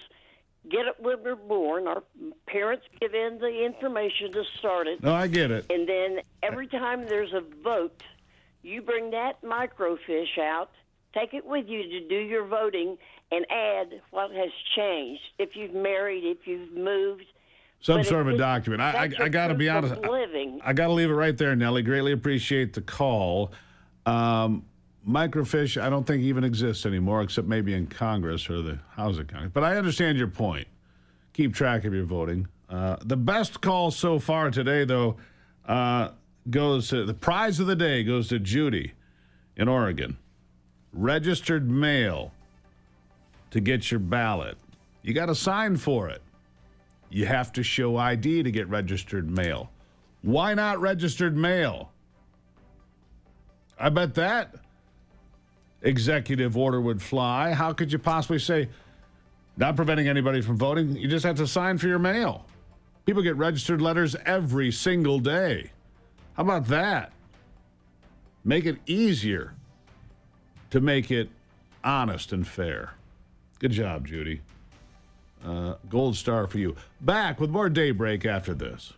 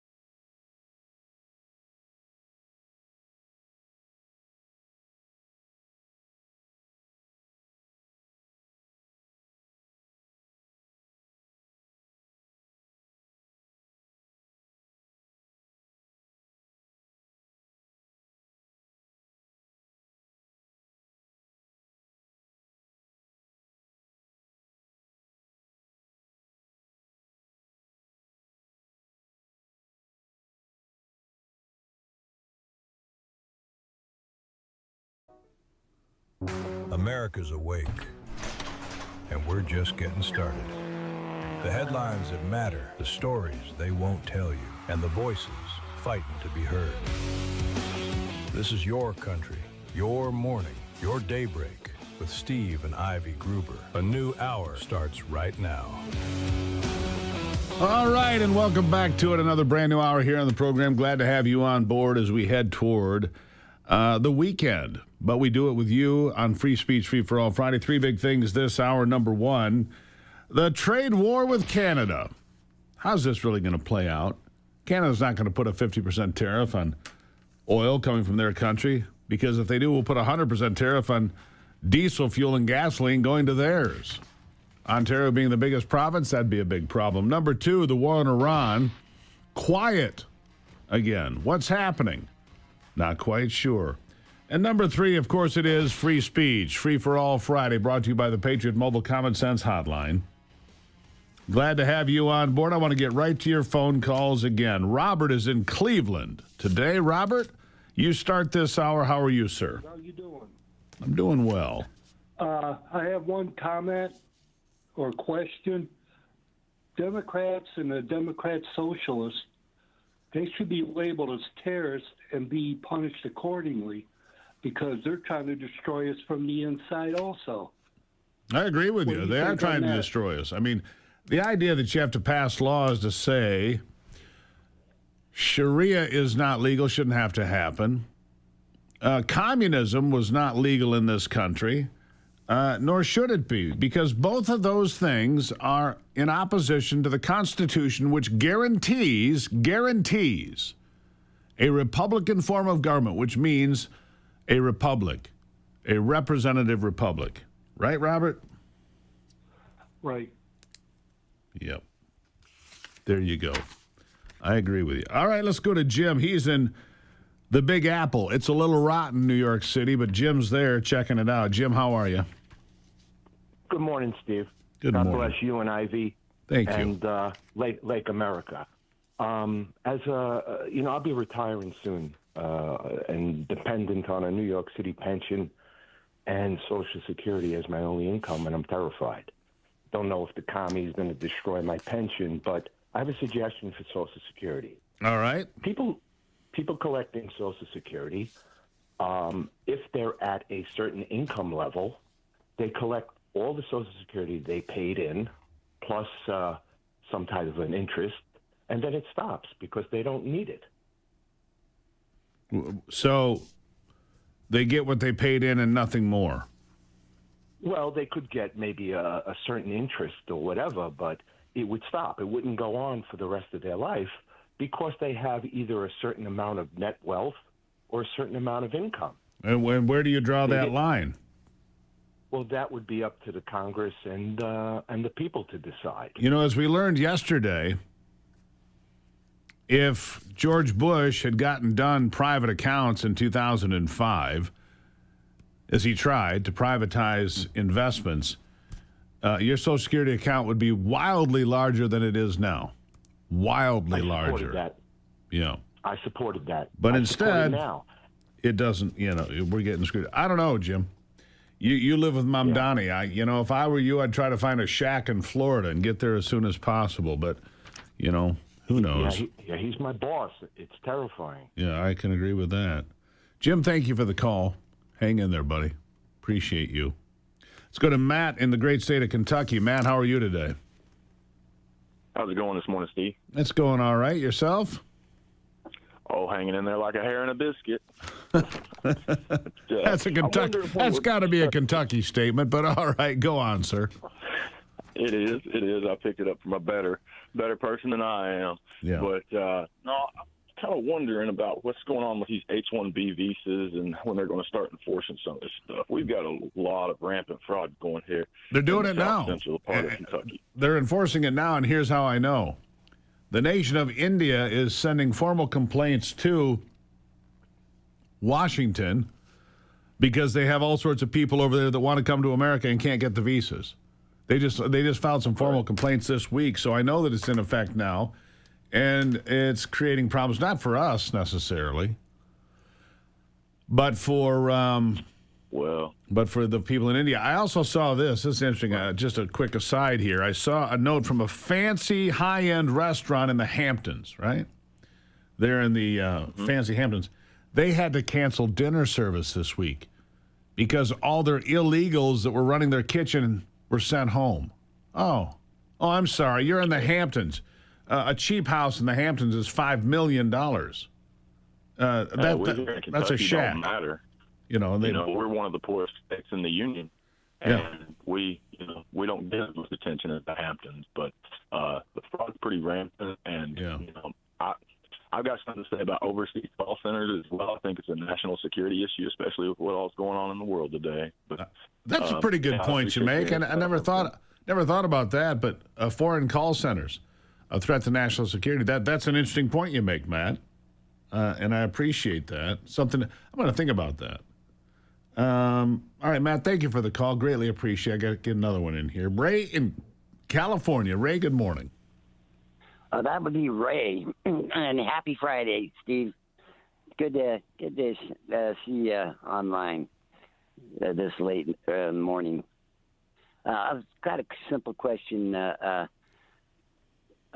far as these whistleblowers with actual whistles and the megaphones, I think those things need to be outlawed. Those should be only used by law and the legal authorities. This crap blowing whistles in people's ears and megaphones that are so loud that you can't even hear what a protester has to say. Those things need to be outlawed. They're just nothing but a nuisance, and it seems like they entice terrorists and entice people on the left side to go radical. The louder they get, the worse the pretty sure we can't, as much as I appreciate your point, I'm pretty sure we can't outlaw whistles. Well, yeah, and they're free speech, but it's not speech. Outlaw them being used in protests. Well, not again, the whistles themselves. I think that's going to be an awfully high bar. I appreciate the call, and I appreciate the thoughts. I appreciate all the calls today, in fact. Thank you, sir. A lot to think about. But, man, that idea that came from the lovely lady in Oregon. Her name was Judy in Oregon. Certified mail. I'm going to share that with the president. Make it certified mail. Ballots have to go out certified mail so you know who it's going to, and it has to be signed for. Just a thought, and a good one. Let's see, this one brought to you by Exodus. This hour brought to you by Exodus. If you deal with pain, joint pain stiffness, especially when you're driving or sitting, you can't take that medical treatment bed with you, but you can take the QE red light therapy wand and drop it in your glove box. The handheld device uses red and infrared light combined with proprietary quantum energy technology to target the pain right where it hurts. No pills, no appointments, just simple targeted relief. And I love how portable it is. And you get it for under $100. ExodusStrong.com/Gruber. Get the QE wand for under $100. ExodusStrong.com/Gruber. All right, we'll take a break. We've got more to come here today. Let's see who's up. Steve Doolin, the smartest, most talented, most gifted attorney in the history of the world, will be with me next.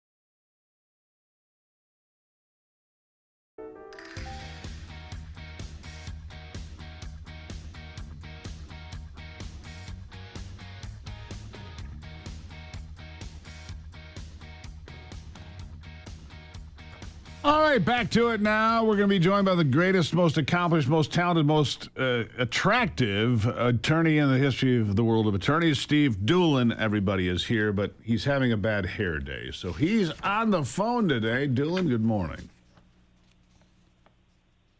Good morning, Gruber. Bad hair day. That's what we all decided here. Just bad hair day. That sound you heard was a laptop flying across the room.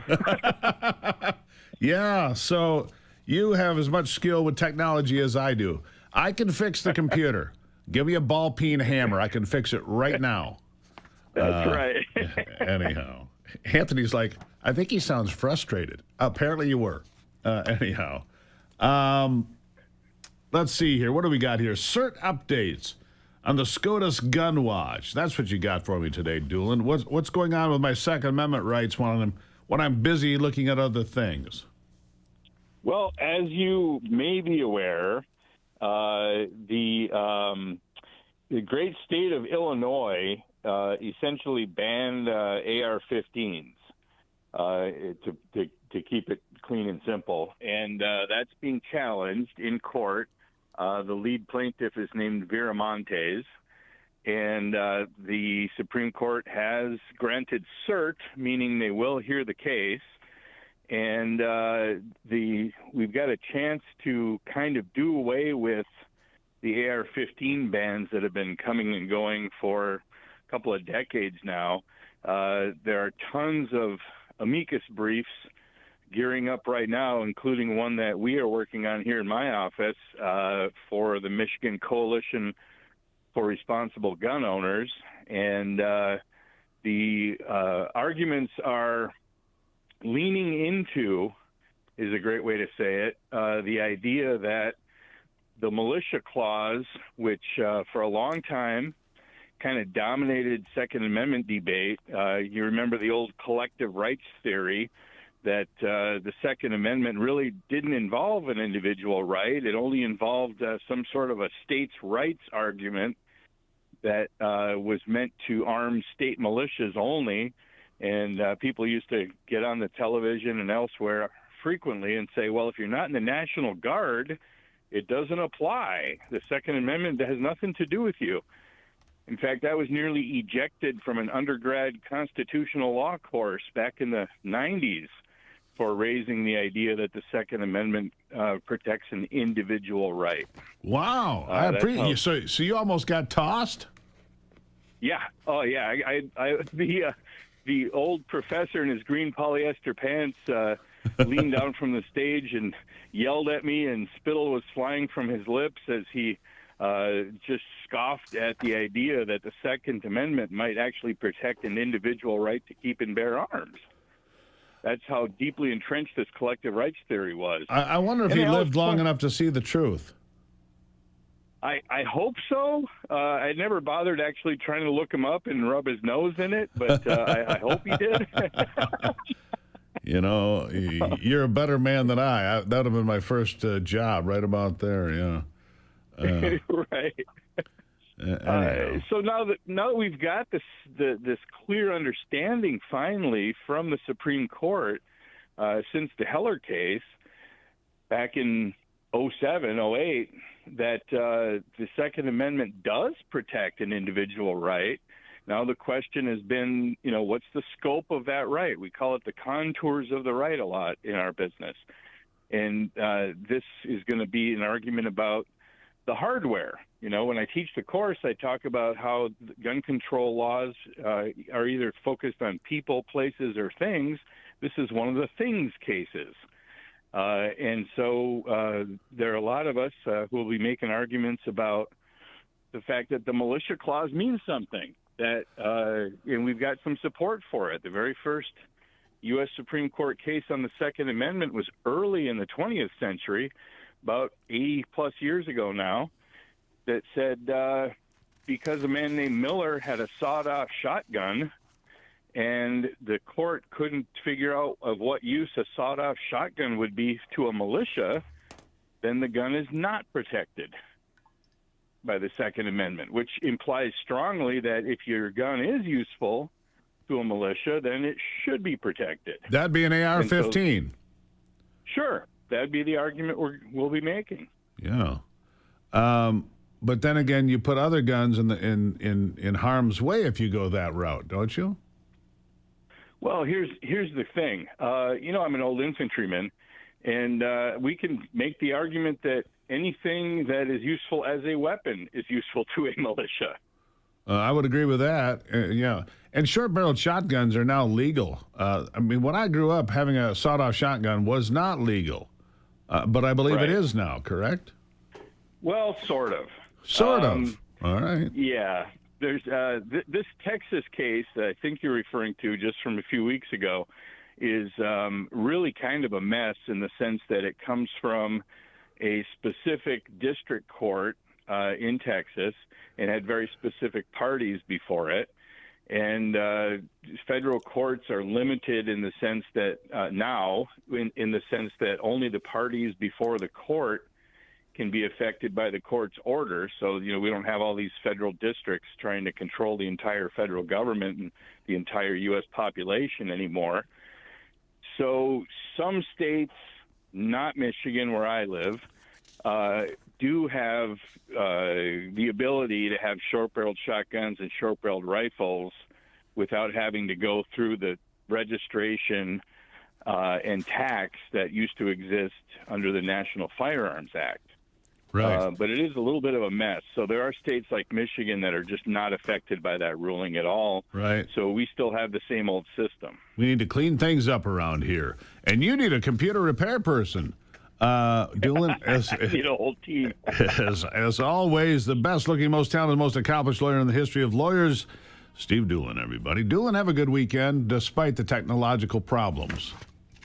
Thank you, Gruber. You too. All right. God bless America. We'll be right back.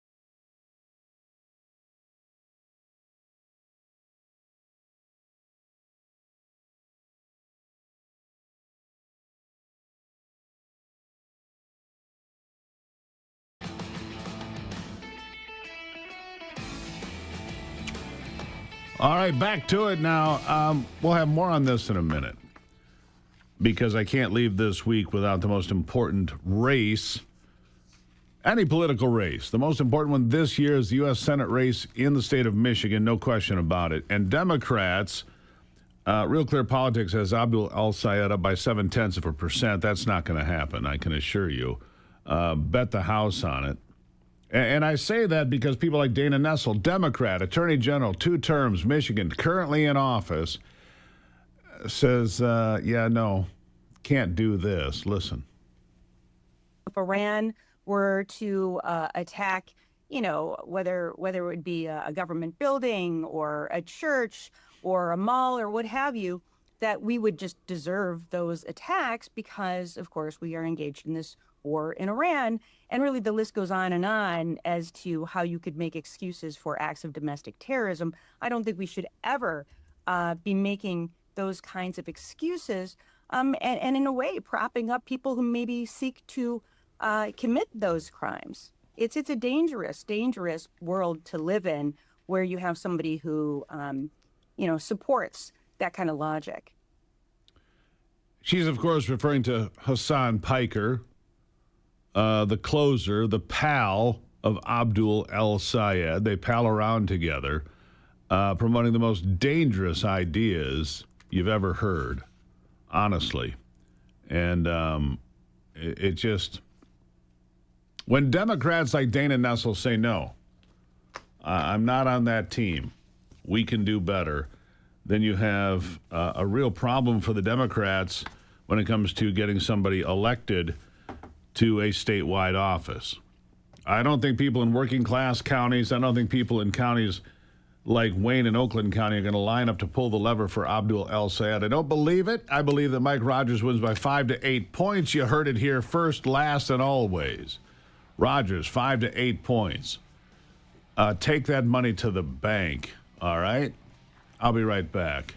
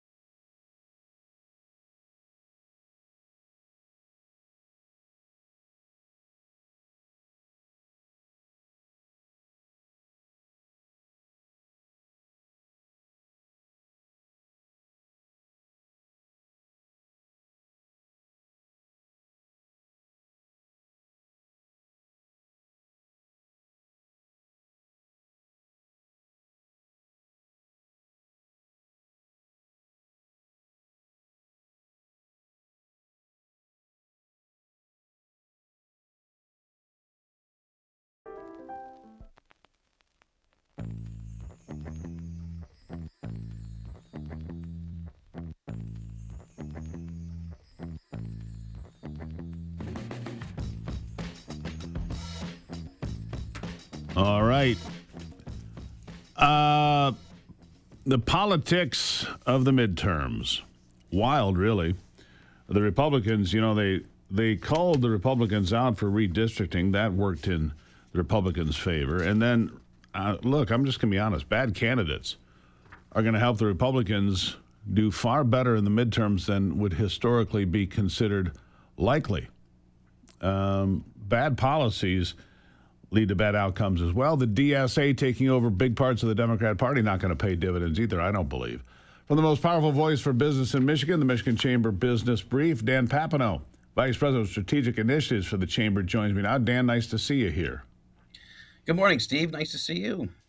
I've seen some county clerks asking for federal oversight because they're finding issues.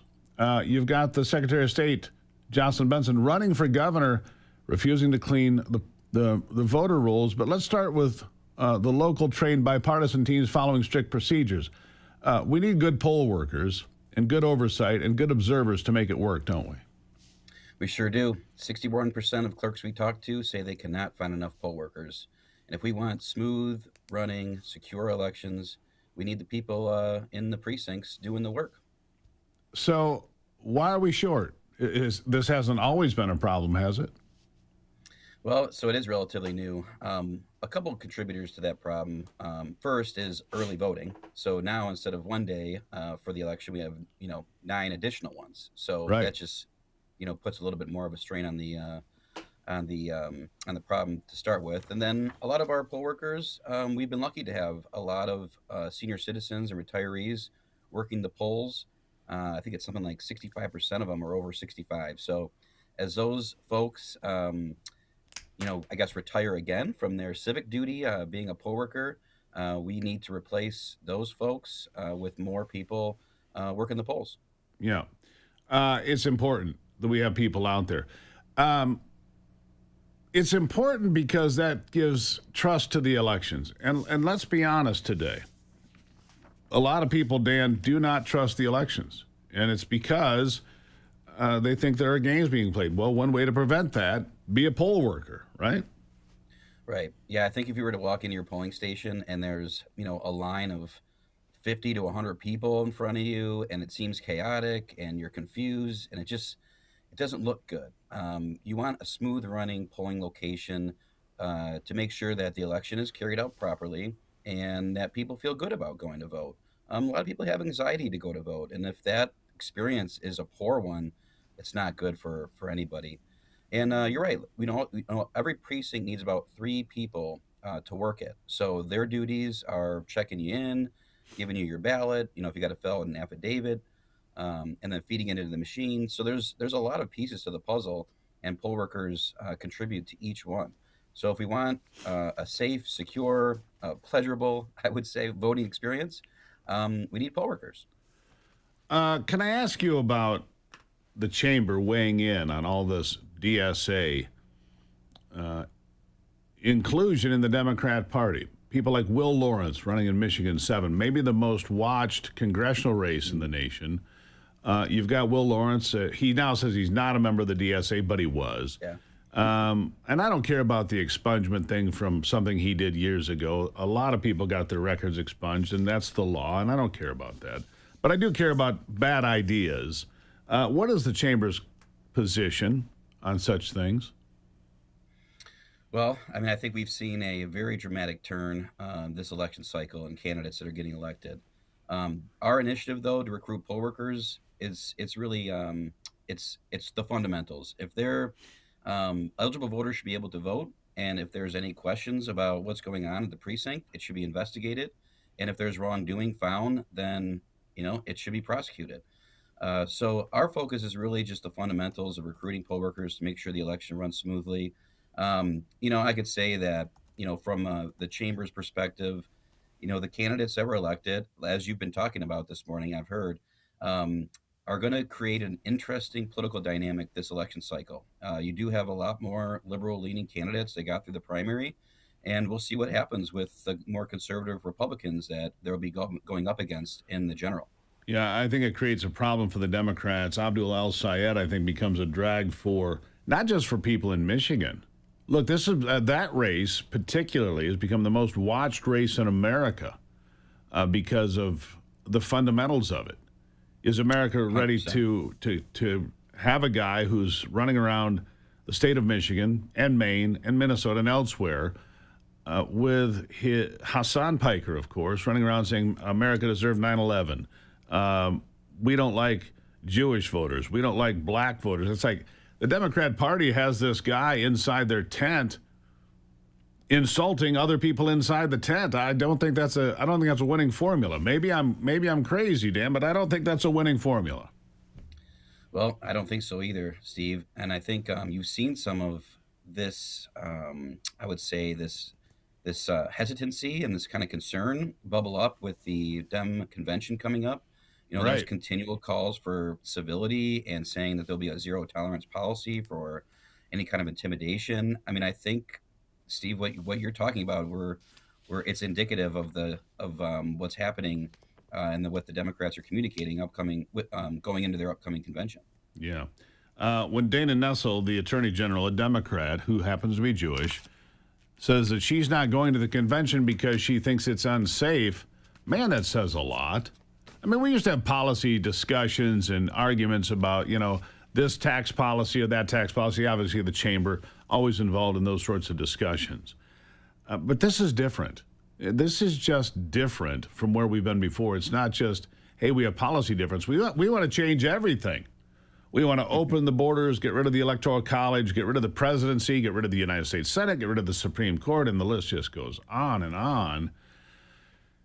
I guess we'll see what happens. I know the chamber will weigh in with its endorsements prior to the election, obviously.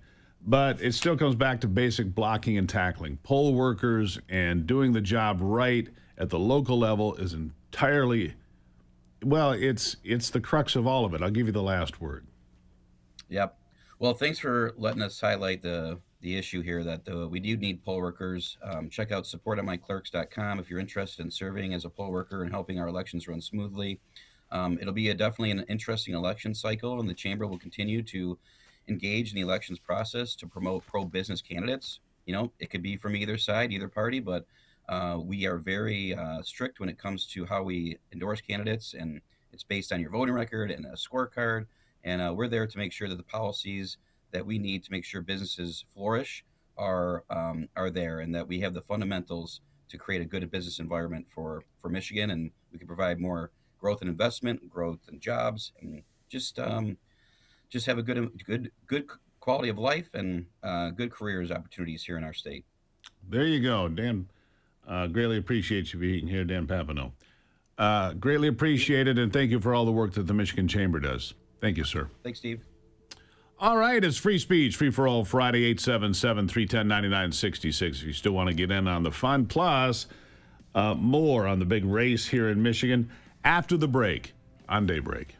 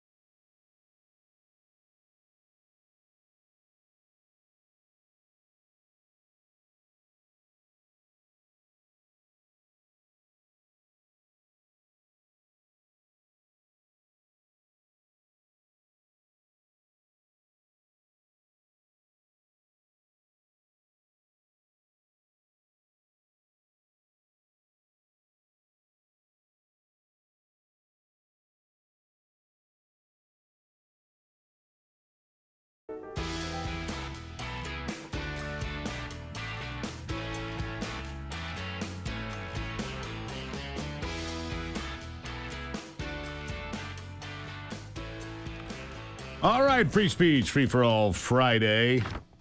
Let's see. We've got the phone lines are open at 877-310-9966. In honor of Rush Limbaugh, the best to ever do this. Not sure I could carry his microphone. Randy is in Georgia today. Randy, good morning. Good morning, Steve. I love the show. I'm glad this is Free Speech Friday because I got a phone to pick with people who have been scamming Marine Corps families. You see, my cousin graduates from Paris Island right now, and there are people online who are posting fake links to watch the graduation online, and I think Pete Hegseth should do something about it. They're sending what now? Fake links to watch the Marine Corps graduations. Why would they do that? To make money and scam people into giving them their credit card information. To watch the Marine Corps USMC graduation ceremony. All right, I'll see if I can get this information up the pipeline. How about that? Thank you. Greatly appreciate it. There you have it. Randy in Georgia. 877-310-9966. I can't get away from this race in Michigan, and neither can anyone else. And so I wanted to give you some examples of what's being said out there. Abdul El-Sayed palling around with Hassan Piker and defending what he says. He cannot tell this guy to go away. Listen to this. Like, you know, at the end of the day, people play this game with us all the time, right? I'm sure you've gotten it, Summer, I got it. It's like, well, here's this one thing that Hassan said. Do you now condemn him in everything he stands for? And I'm like, in what world does the world work this way? Like, in what world would you condemn somebody for something that they've said if you're serious about the project of actually persuading somebody? All right. So there you have it. Abdul El-Sayed cannot get rid of him. Did you pull that bite that I sent you earlier, Anthony? So Karen Whitsett is a former Democrat, current member of the Michigan House. She's now part of Democrats for Mike Rogers. In fact, apparently she just launched a PAC, a political action committee, Democrats for Mike Rogers here in Michigan. She's a current member of the Michigan House, elected as a Democrat, but then left the Democrat Party to become an independent because she said they've just gone too far. Well, Hassan Piker didn't like that at all. Speaking of Hassan Piker, he decided to attack her openly. Be careful. I don't think there's any language here, Brock, but be aware. Here we go. The gentleman in the front, clearly Arab. I bought my Gatorade Zero. I go to pay for it. He's like, hey, you Muslim? Oh. Well, you know I'm Muslim. And he's like, well, your beard's a little bit short. I was like, oh, okay, well, I forgot something. So I go back to the back. I pick up a fifth of vodka, and I bring it to the front. And he's like, you can't buy that. I was like, Habibi, you can't sell it. My mistake. It's okay. Come into these communities and thought of My mistake. That was Abdul El-Sayed advocating for the end of liquor sales. For the end of liquor, he doesn't want people to be able to sell vodka. That's what he uses as an example, but all liquor. But I'll give you the Whitsett bite. It is bite number 7, Anthony. And Hassan Piker attacked her, called her a kook, called her all sorts of names. I didn't pull that one, but I do have this. Abdul El-Sayed is extremely scary. The people that he have around him speak nothing but rhetoric. One of his key spokespeople, he has done on social media, and you can look it up for yourself, regarding how much he's a racist and how proud of it he is. I don't give a what black people care about. Oh, black people care about this, black people care about that. Like, shut the up. Black folk want to engage in radical activist language in this chat. Suck my back to a better time when lynchings were happening. This is what I like. It's because I'm racist. That's why. It's because I'm racist, dude. I'm not voting for someone that's who he keeps company with. I don't expect your friends to be everything that you think and say and do. But when we're talking about rhetoric like that, and that 9/11, that the United States deserved that. America deserved 9/11, dude. I'm saying it. What else is he up to?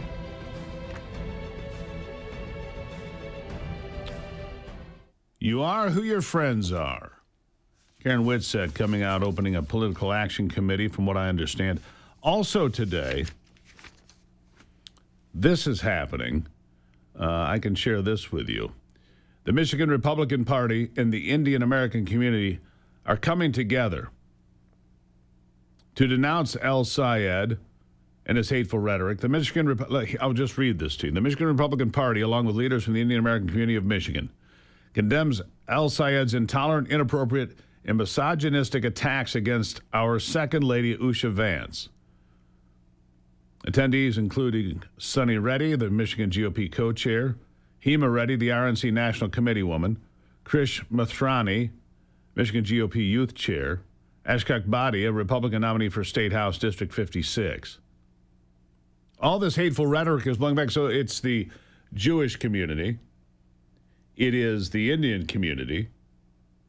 It is Democrats, lifelong Democrats saying, we're out on this deal.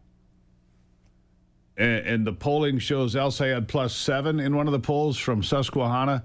No chance. I can tell you right now, there is no chance that that's true. None. Which is why I told you yesterday, I believe Mike Rogers wins between 5 and 8 points. And if it gets really ugly here, which it could, then anyhow. So there you go. 5 to 8, maybe more in the right environment, which I think you'll have. He's also going to be a drag on other statewide offices because some Democrats are going to say, hey, that's just too much for me, and I believe they don't show up. Haley Stevens voters are not going to come over en masse to El Sayed, and it takes 5%. If 5% of Haley Stevens voters, 1 in 20, cast a ballot for Mike Rogers, he wins it in a walkaway, which he will. Final thoughts on this Friday after this.